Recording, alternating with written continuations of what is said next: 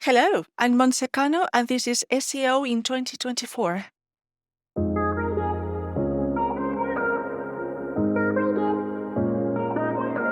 Monty, what's your number one SEO tip for 2024? My number one SEO tip to succeed in 2024 is to foster collaboration. Foster collaboration. Okay.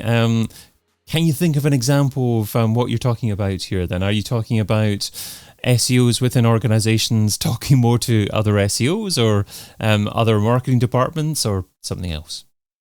I am talking about both SEOs and broad digital marketers talking to each other more, particularly if they are sitting at different departments, different teams, and talking to other departments such as product, such as finance, such as development. That is so important because I could recommend, and I'm pretty certain other SEO professionals may be able to recommend embracing artificial intelligence, getting to know a bit more about ML, deep diving into schema markup, which is going to be so important even for now, the rest of 2023. But if we approach all this a collaborative mindset, this will make things a lot easier when we try to reach our goals, deliver our project, and it will be making it easier for my from a mindset point of view, right? For less stress. Why talk to other people when you can spend more time doing SEO? Because other people might actually know what you don't know. It's as simple as that. I find there are two main reasons for this. One of them is there is more specialization these days than there has ever been before. So there's more and more people doing only link building or technical SEO, etc., etc. And that is very exciting. This is how things have been going on so far. But it also makes for a more complex working environment. This was the first one. The second one is this need to constantly having to familiarize ourselves with new concepts, new ways of working, such as, for example, artificial intelligence tools, ML, which have become mainstream fairly recently, and now we are having to learn about those. But it's all very uncertain, and we don't really know whether what we are learning today is going to be useful tomorrow.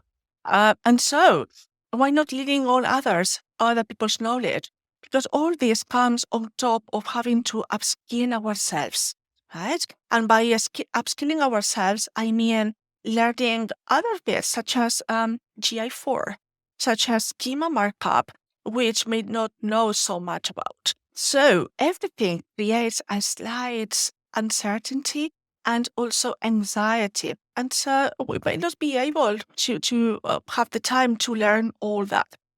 Particularly if we have this job, everybody's got a remit in their jobs, right? We might be experts, say, in the German market because we have worked extensively in the German market or in schema markup, but it's not within our remit to actually implement schema markup or find out more about the German market to validate our knowledge, what we think is our knowledge after having worked so extensively on it. Yeah, why not, asking somebody else within the extended team? Why not letting somebody else know that you will need that knowledge, that skill set? It's going to be really, really interesting, to be honest, from your point of view, because you might be able to learn more as well.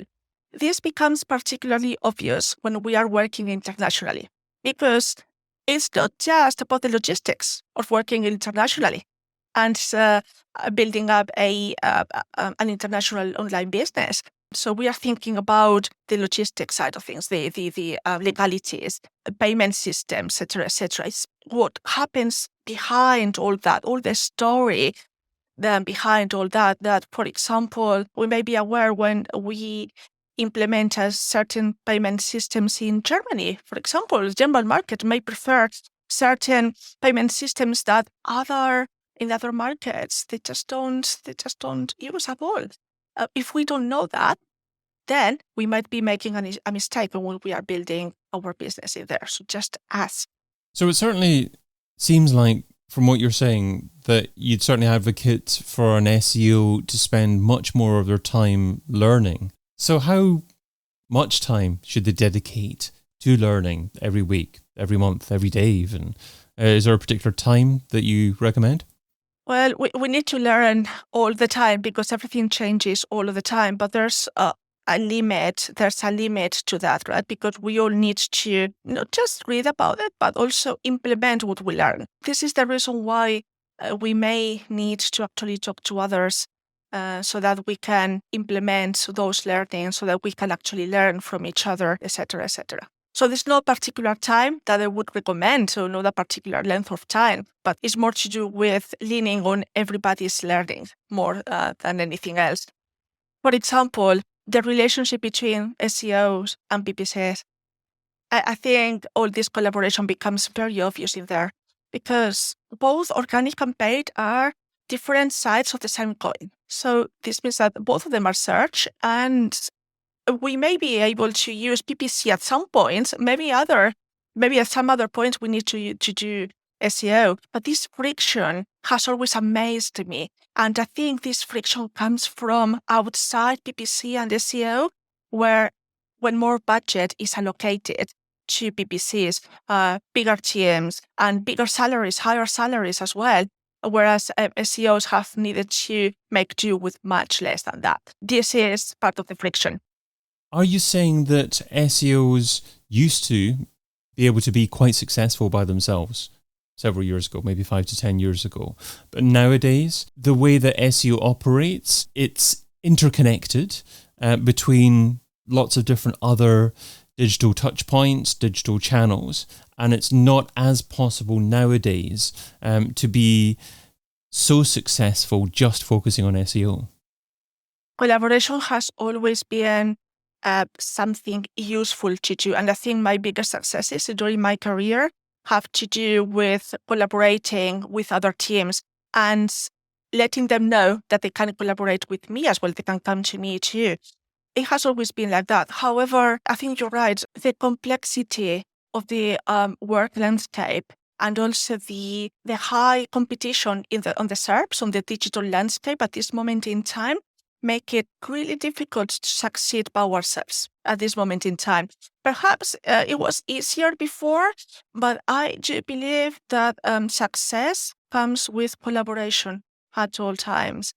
Okay, well, let's dive into very specific SEO tasks that perhaps can be more successful thanks to collaboration.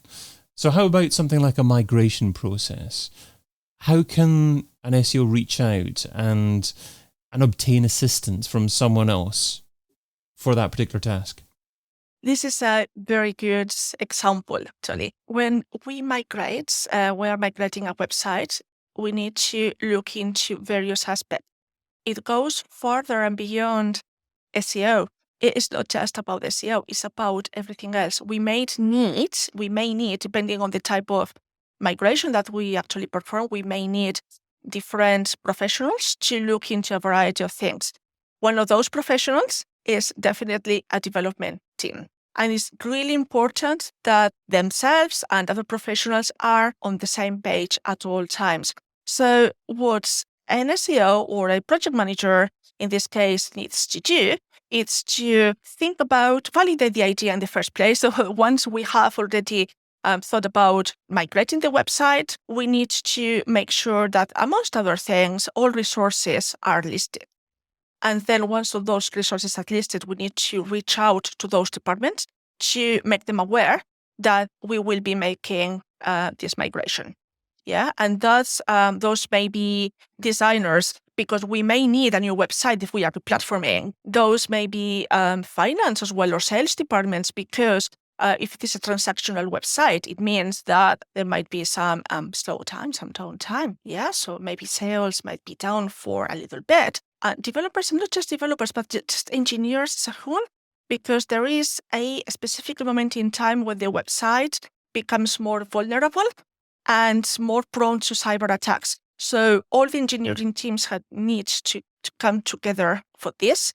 And at this moment in time, when they have to know, is moment zero, basically. Even when I would say before deciding to migrate to do a website migration, one of the first people I would actually go for advice and to raise concerns with would be a development team, because they will be able to let me know what their concerns might be, the feasibility of doing that migration, or depending on the time, etc., etc. And is there a specific type of migration that you're talking about here? Are you talking about a server migration, domain name migration, or something else? No, I'm talking about every single type of migration. It really is. I mean, if we actually go down into a specific server migration or a replatforming, we might need different types of professionals. For example, a designer might not be needed for just a simple change of protocol, for example, but we might actually need a designer for a replatforming, yeah, or for when actually we change the brand, when we do our branding. You need to make everyone aware, just for sure. You need to make everyone aware at moment zero, really, so that they know that they need to plan for this.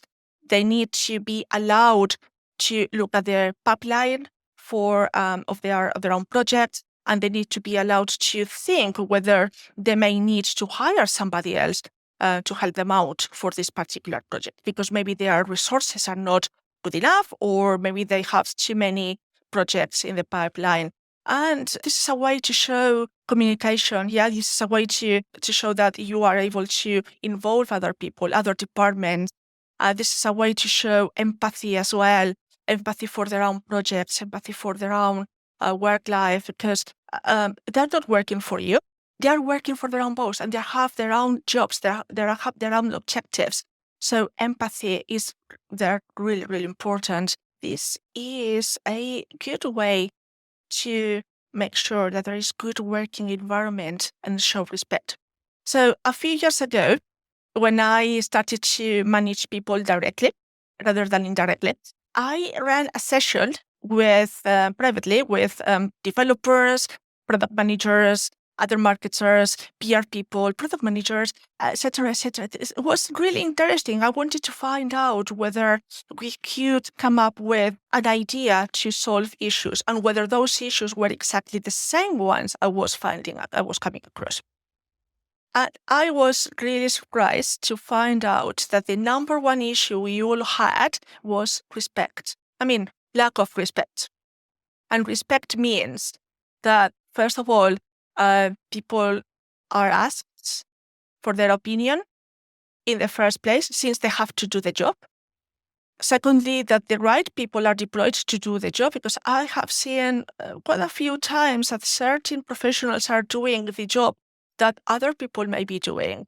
People in charge of bits and pieces of SEO, for example, that they don't know anything about, such as link building, or even technical SEO if they are link builders. I have seen that. It's not a nice idea. So respect, the lack of respect was the number one. And there was something really interesting that a developer told me privately, and it is the fact that they found it extremely annoying, and they were very nervous, to say the least, to find out that other people, particularly other SEOs, would actually come to them claiming that they could code, that they knew about coding, that they knew about programming, because that would mean that maybe they were able to actually take away parts of their job, or their jobs in themselves. And this is not the case. Even when SEOs do know about coding and may know about programming, SEO is SEO. So if there is a team of developers, they need to do the coding, they need to do the programming, they need to do all the stuff that they are qualified to do. But that was a really, really interesting finding. And this was shared privately with me, because, well, they were not particularly happy with this example that they had experienced at work recently. So if an SEO is struggling for time, what should they stop doing right now so they can spend more time collaborating in 2024? Maybe what SEOs need to do is to stop and think what it is exactly that it is stopping them from doing what they have to do, what it is draining their time, if that makes sense. Because it might be lack of deep knowledge on something. It might just be the fact that whatever it is they are doing is just too big. I mean, in the SEO world, there are people who may know may know how to do everything, but their particular expertise lies perhaps in schema markup, and that is great. Why not asking them about schema markup? And that is not a problem. Just go and ask them if this is exactly what it is stopping you from achieving, from moving forward. Montserrat Cano is an international SEO and digital marketing specialist, and you can find her over at montserrat-cano.com. Monse, thanks so much for being part of SEO in 2024. Thank you so much for having me. Pleasure. I've been your host, David Bain. Get your copy of SEO in 2024, the book, over at SEOin2024.com.